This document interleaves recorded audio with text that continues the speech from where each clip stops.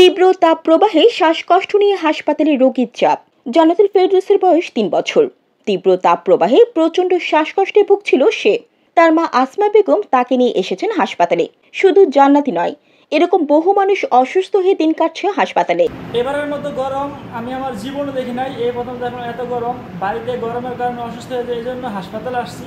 হাসপাতালে এসে দেখি যে ফ্লোরে এত রুগী পড়ে রয়েছে, হাঁটার জায়গা নাই, চিকিৎসা ঠিকমতো হতে পারতেছি না গরমের কারণে। চাঁদপুরের হাইমচরের চরাঞ্চল থেকে আসমা বেগম এসেছেন। গরমের কারণে শিশুটির শরীর দুর্বল হয়ে গেছে, শ্বাস নিতে অসুবিধা হয়। চিকিৎসকের পরামর্শে হাসপাতালে ভর্তি করিয়েছেন। এদিকে শিশু রোগীর পাশাপাশি নানান শ্রেণী পেশার মানুষ এ তাপপ্রবাহে হঠাৎ বিভিন্ন রোগে আক্রান্ত হচ্ছেন। চাঁদপুর সহ সারা দেশে বইছে তীব্র তাপপ্রবাহ। মরুর বুকের চেয়ে অতিমাত্রায় উষ্ণতা বইছে বাংলাদেশে। গ্রাম শহর সব স্থানেই তাপপ্রবাহে অসুস্থ হয়ে হাসপাতালে ছুটে যাচ্ছে মানুষ। গরমে চরাঞ্চলের মানুষ অসুস্থ হয়ে পড়ছে।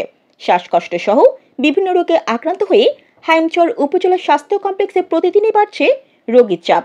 তুলনামূলক বেশি অসুস্থ হয়ে হাসপাতালে ভর্তি হচ্ছে শিশুরা। রোগীর চাপ বাড়ায় প্রাথমিক চিকিৎসা দিয়ে বাসায় পাঠিয়ে দেওয়া হচ্ছে। অবস্থার অবনতি হলে হাসপাতালে ভর্তি করা হচ্ছে। হাসপাতালে ধারণ ক্ষমতার চেয়ে বেশি রোগী হওয়ায় সেবারিতে হিমশিম খেতে হচ্ছে হাসপাতাল চিকিৎসক ও নার্সরা। সিট না পেয়ে হাসপাতালের বারান্দায় থেকেও চিকিৎসা সেবা নিচ্ছে অনেকে। শিশু রোগীর স্বজনদের সঙ্গে কথা বলে জানা গেছে, গত কয়েকদিনে শ্বাসকষ্ট নিয়ে অনেক রোগী ভর্তি হয়েছে। এর মধ্যে নিউমোনিয়া আক্রান্ত রোগীর সংখ্যাই বেশি। হাসপাতাল তথ্য অনুসারে সাধারণত প্রতিদিন বহির্বিভাগে রোগীরা চিকিৎসা সেবা নিচ্ছে। গত কয়েকদিন যাবৎ রোগীর সংখ্যা বেড়েই চলেছে। গত বছরের তুলনায় এ সময় জ্বর, নিউমোনিয়া রোগী বেড়েছে। এই প্রচণ্ড গরমে ডায়রিয়া আক্রান্ত হচ্ছে। এছাড়াও নিউমোনিয়ার প্রকোপ বেড়েছে। বেড সংকটের কারণে অধিকাংশ রোগী হাসপাতালের ফ্লোরে বিছানায় অবস্থান নিয়েছে।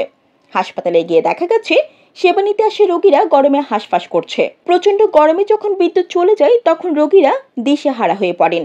চাঁদপুরের হাইমচর থেকে পাঠানো প্রতিবেদনে সাথে আছি আমি জান্নাতুল আফসানা, স্বদেশ বাংলা, ঢাকা।